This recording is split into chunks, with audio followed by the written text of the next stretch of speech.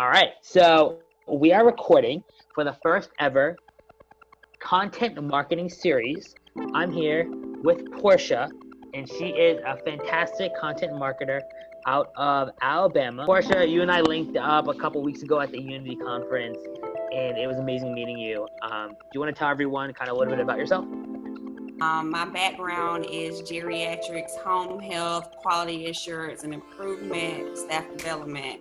And so basically what I did was I took my experience as a home health nurse and turned it into a blogging and healthcare writing career and turned that into a content marketing, content strategy career. Amazing. And for everyone listening in, you guys all know I'm the CEO and one of the co-founders of NP Hub. I'm also the host of the popular podcast, Healthcare Heroes, and where we bring and highlight nurse practitioner, entrepreneurs, advocates, and providers all around the country. So this is really cool. We're basically going to answer very popular marketing questions. Portia, do you want to lead off with this question number one? We can kind of give it a go. So question number one is the most popular question I get when I bring up content marketing, and it is, what is content marketing? A lot of healthcare entrepreneurs, they don't even know what content marketing is. I love Neil Patel. I actually Googled what he would say content marketing is. So this is a direct quote from Neil. So content marketing is basically a long-term strategy that focuses on building a strong relationship with your target audience by giving them high-quality content that's relevant on a consistent basis. That's Neil Patel. So to break it down, content marketing is basically providing your audience, not what you think your audience is, but what your audience, your patients, your clients, your potential customers with valuable information at the right time. So when they're they're Googling, as far as healthcare practitioners, they want to know the dentist in my area, nurse practitioner in my area.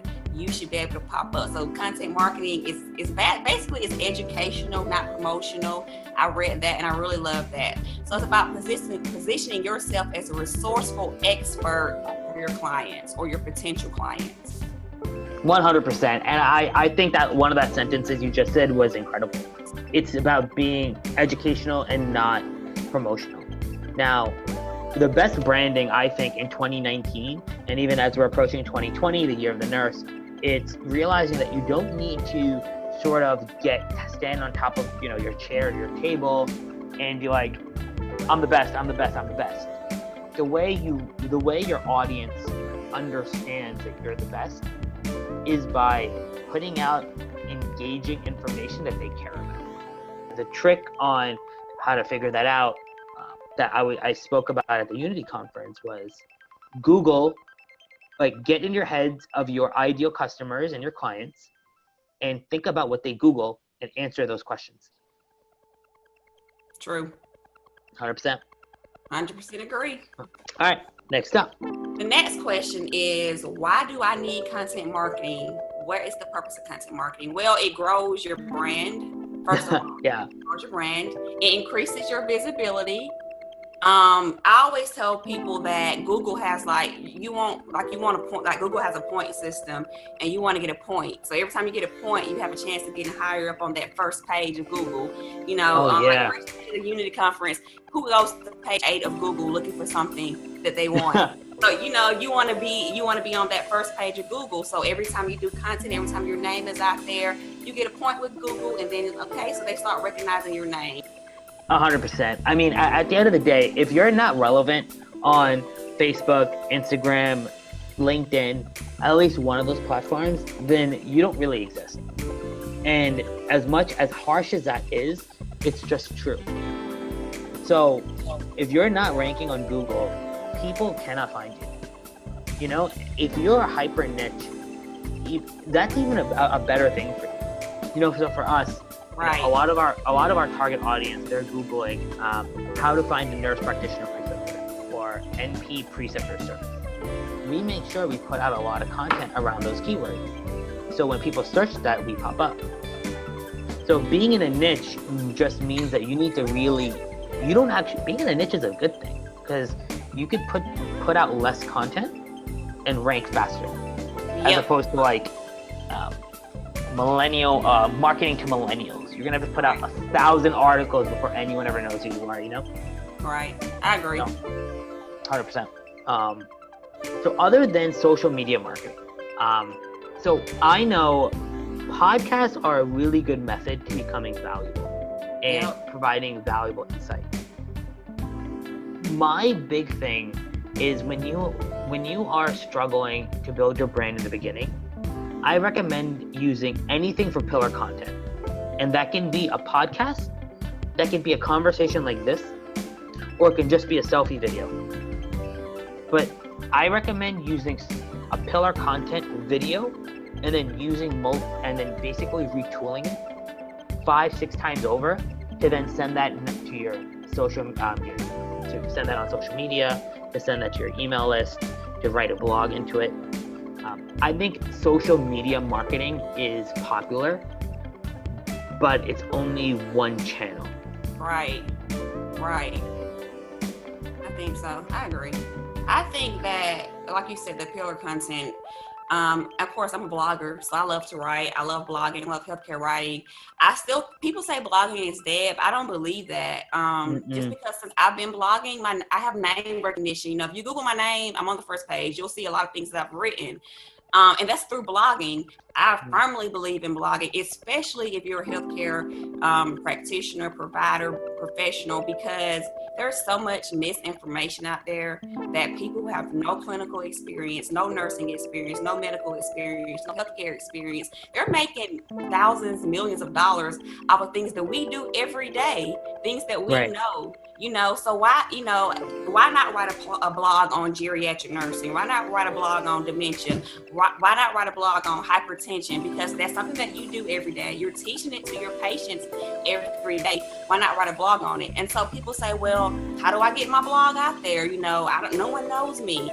Guest blogging. I firmly believe in guest blogging. I did guest blogging for 6 months to a year for absolutely free, but I need those platforms. Not only did it help build name recognition for me, it helped me to craft, hone in on my craft, make sure that I was writing good, so that when I went to big organizations, hey, I have all these examples, I have this portfolio, my craft is where I need it to be. So I think blogging is good, especially with healthcare, because people need that information. We need to get the right information out there to our clients and to our patients, because there's so much misinformation out there. So I firmly believe that blogging, and as you said, you can take a blog. I've taken my blogs and I've made them into social media posts. I've taken different pieces of my blogs and put a social media post, and then I just redirect people back to my blog from that social media post. I take blogs and put them into email marketing. Did the same thing, redirected that email back to my blog. So I believe in blogging. 100%. And what you could do is you could take 5-6 good quotes in your article on your blog and use that for your social media posts. True. Like, quote unquote, millennial nurses are the future of healthcare entrepreneurship. Read more at my blog. That is incredible content. Yep. Really interesting. All right, do we have a final 5th question? One more question, and this is actually from Shawana Guillory. And if I mispronounce your name, Shawana, I'm so sorry. She's a nurse practitioner. I think she's out of Louisiana. And she said, it's been my experience that no one is really excited to talk about health or acute chronic conditions that affect us. What type of content would get my patients engaged in discussing health-related topics? And I think she does women's health. I think that's her background. And so I love infographics. Oh, that's creative. Okay. I'm visual. I'm on Instagram as my platform of choice. And of course, with Instagram, you have to be visual. And so for an infographic, let's say we were doing women's health. I actually just saw something that Victoria Randall put on Facebook the other day about there's a new strain of HIV that's been discovered. Okay, so you're a women's health practitioner. You do an infographic, you title it New Strain of HIV Discovered. That's going to catch everyone's attention, because they'll be like, whoa, I didn't know that, Yeah. Topic, you see that topic, and then from there you do your infographic. You talk about the importance of using protection. You talk about the importance of seeing your women's health practitioner, whether it's a nurse practitioner or gynecologist, and then you put stats. You put up, the number of women that are affected by HIV yearly, and then you break that down by demographics, so by age, by race, all these different things. You can do 5 or 6 blog posts off of that with just one infographic. And then you're also getting that traffic, because when people are scrolling through Instagram, we might have people have pictures of themselves or selfies, but if you see this nice infographic and you're like, whoa, that's kind of interesting. And so then you stop. I love infographics. I think, especially with topics of healthcare that people might not find interesting, you have to give them something visual with a, very exciting headline or subject lines to catch their attention. And once you catch their attention, just put different things in that they might interest them or affect them. It has to really affect the person for them to care about it. 100%. So you said something interesting, right? Infographics. Now, I'll tell you, I love infographics. I'm not artistic though, and I don't have the time to build one. So how would you get one made? So you can do Fiverr, of course. Everybody goes to Fiverr, they do that. You can actually find someone. Facebook groups are great. I found people, I go in a group and I say, hey, I'm looking for a graphic designer, or I'm looking for an artist to do an infographic for me. I have this many people on my social media, or I have this target for my social media. I will tag you so that everyone knows you did this for me. It's not really hard. I know a lot of people use Fiverr. Canva is really good. Do it yourself with Canva. Because you can actually probably go on Canva and the search template, you type in infographic, a template will pull up, and just kind of plug and play, with whatever you want, information you want in there. 100%. I'm also a big fan of Upwork as well. Typically, the reviews on Upwork is a really good option. So anyone, we have a great graphics. We have a few graphics people on our team that we've hired, with our team. So if someone listening to this needs someone needs a recommendation for graphic designer, let me know and I'll do some interest. Yeah, I think, and let me know as well, because I have someone that could help. She's actually a nurse that'll be able to help as well. But I love the graphics that NP Hub has. So, you guys have some people that can help you right here. For sure. Well, I'm not gonna commit. Like, I don't know if they're available, but someone, I'm happy to do intros. I can always introduce people. My thing is, you said something interesting at the end. It's good subject lines and good taglines, right? And that's the biggest thing. A lot of times, healthcare professionals, nurse practitioners especially, y'all are so smart, but you're too smart. I don't want to be talking about I don't even know the right way to say it, but if I have pink eye and you call it conjunctivitis or something like that, I'm just gonna zone out, or whatever it's called. It's you have to talk to your patients, right, as their consumers. So you talk about hey, if your target demographic if you're in women's health and your target demographic is between 20 and 35-year-old, college educated women, then talk to them like that. Don't talk to them like they're 65 years old, right? And I think that's the critical point, right? So meet your clients where they are. And that is probably the most quotable thing we could say. Meet your clients where they are. Don't be the doctor or the nurse practitioner or the healthcare professional that talks with your 8 years of studying and your 8 years of your degree, and don't be the master's candidate or the DNP. Be their friend, and then they'll love your information. I agree. Awesome. All right, everyone. That probably wraps up our episode 1 of marketing for nurses. What did you think, Portia? I really enjoyed it. It's fun. I love it. I love this type of things. I'm so geeky, but I love this type of thing. It really excites me because I know, as nurse practitioners, as nurses, we need to be out there. There are people who are making tons of money and have no clinical experience, and we're just sitting in the background as nurses, and we're I don't know if anyone wants to hear what I have to say, but why not you? You're the perfect person. We're the most trusted, profession. So why not? I love that line. Yeah, I think why not you? For me, though I'm not a nurse, it hits me with that sort of that sort of self-worth conversation, right?